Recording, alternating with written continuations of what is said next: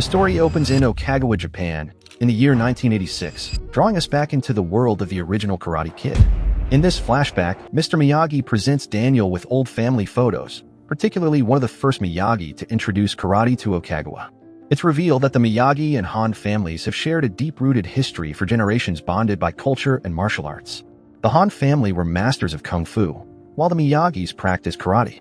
The narrative then shifts to present-day Beijing, China, where Mr. Han's martial arts school is thriving. With hundreds of students under his guidance, his training techniques have produced many kung fu disciples. During a training session, Mr. Han is interrupted by the arrival of Lee's mother, his top student's parent. She expresses concern about her son's future, fearing he might follow the same tragic fate as his older brother, who died after a brutal match with an opponent who couldn't accept defeat during a Beijing tournament. So since then, she has blamed kung fu for her son's death, and now forbids Lee from practicing, out of deep love and fear of losing him too.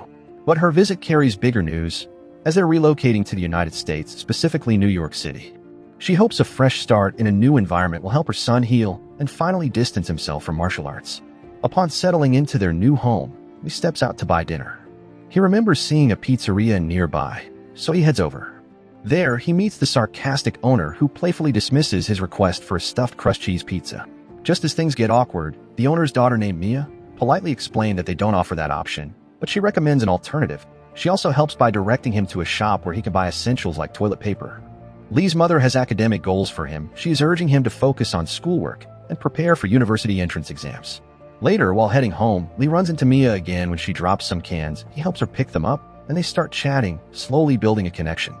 As they walk together through the city, they pass by Connor's gym. The sight sparks old memories in Lee, reminding him of his past with kung fu. But Mia seems tense and quickly urges him to leave. The reason becomes clear as her father owes money to the gym's owner, a dangerous man. Worse still, he is also Connor's father, and this debt has put her family in a difficult position.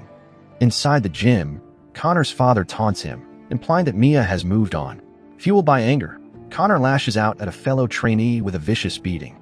In another moment, Mia is looking to fix something in her pizzeria, but finds the quoted price from a Chinese clerk too high. Just then, Lee steps in as he speaks to the clerk in Mandarin, and refers to Mia as his girlfriend, which helps get a significant amount of discount. This moment solidifies their budding chemistry. Lee suggests he can teach her Mandarin, and in exchange, she could show him around New York. At night, Lee told his mom about Mia, and she seems pretty much okay with him having a new friend. The next day, Mia and Lee did in accordance to their plans as they both hop on a motorcycle and start their city adventure, but the bike soon breaks down, forcing them to take the subway. Unfortunately, Connor and his crew are on the same train. He approaches Mia smugly, then shifts his attention to Lee in a threatening manner. Things escalate when Connor sucker punches Lee, leaving him with a swollen eye. Mia later opens up to Lee, explaining that her past relationship with Connor was just youthful rebellion. Initially, Connor wasn't like this, as it was only after immersing himself in martial arts that he grew arrogant and violent. Not wanting Lee's mother to find out about the fight, Mia brings him to her father, a former boxer, who expertly covers up the bruise using makeup tricks he picked up during his own fighting days. Though the disguise works for the night, Lee's mother notices the injury the next morning. She sternly reminds him to focus on school and reveals she's hired a tutor, particularly to help him with algebra, his weakest subject. That evening, while unpacking, Lee finds an old photograph of his late brother. This triggers memories of a special move, one he never mastered, known as the dragon kick. Back at school, Connor pushed Lee into a fight, taunting him and proposing a challenge, which was he won't use his hands.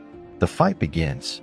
Though Lee tries to land the dragon kick his brother once taught him, Connor easily deflects the move and defeats him.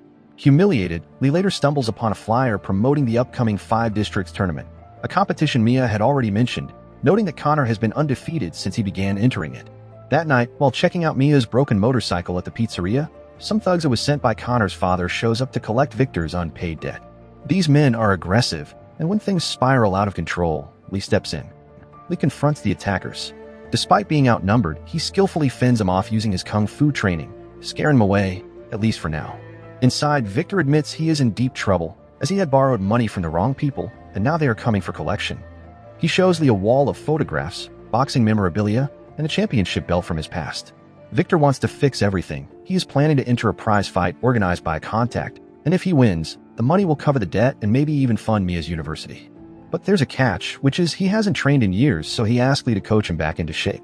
Conflicted by his mother's warning to avoid kung fu, Lee reaches out to Mr. Han for guidance.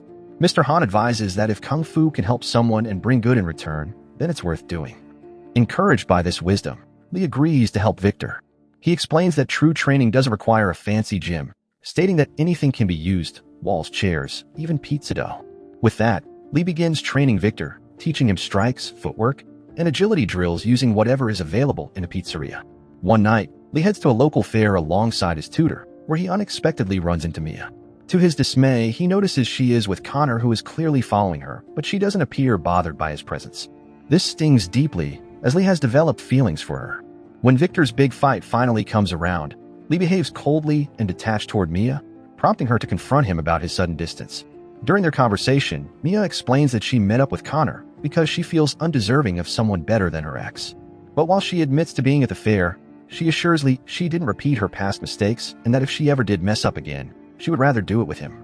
Unfortunately, just as they were about to kiss, Victor walks in, ruining the moment. As the match begins, Victor shows impressive form, proving that Lee's training has paid off despite Victor's age and long retirement. He dominates his opponent, keeping him pinned against the ropes. Elbow strikes are against the rules, but when it becomes clear Victor is winning, Connor's trainer urges his fighter to use one, leading to a devastating blow that knocks Victor out cold and puts his life at risk.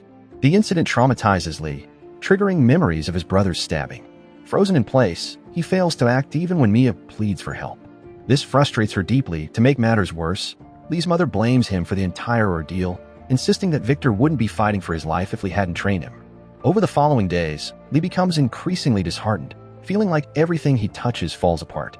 One night, as he returns home, he notices an open window, but just then he gets attacked.